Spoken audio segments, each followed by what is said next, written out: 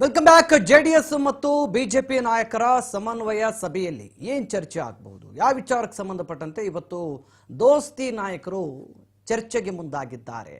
ಯಾಕೆಂದರೆ ವಿಧಾನ ಪರಿಷತ್ ಚುನಾವಣೆಗಳಿದೆ. ಒಂದು ಕಡೆ ಏನು ವಿಧಾನಸಭೆಯಿಂದ ವಿಧಾನ ಪರಿಷತ್ತಿಗೆ ಚುನಾವಣೆ ಇದೆ, ಅದು ಬಿಡಿ, ಅದು ಅವರವರ ಪಕ್ಷದ ಶಾಸಕರ ಸ್ಥಾನಮಾನಕ್ಕೆ ತಕ್ಕಂಗೆ ಅಲ್ಲಿ ಆಯ್ಕೆ ಆಗುತ್ತೆ. ಅದರಲ್ಲಿ ಏನಂತ ದೊಡ್ಡ ಬದಲಾವಣೆಗಳಾಗೋದಿಲ್ಲ. ಅವರವರ ಶಾಸಕರ ಸಂಖ್ಯೆ ಎಷ್ಟಿದೆ ಅದರ ಮೇಲೆ ಅವರು ಕ್ಯಾಂಡಿಡೇಟ್ಗಳನ್ನು ಹಾಕ್ತಾರೆ.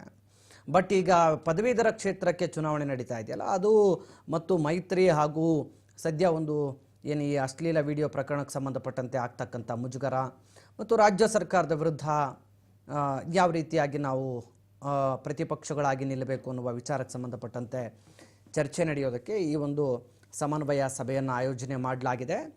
JDSನ JP ಭವನದಲ್ಲಿ ಈ ಕಾರ್ಯಕ್ರಮವನ್ನು ಹಮ್ಮಿಕೊಂಡಿದ್ದಾರೆ BJP ಹಾಗೂ JDS ನಾಯಕರು.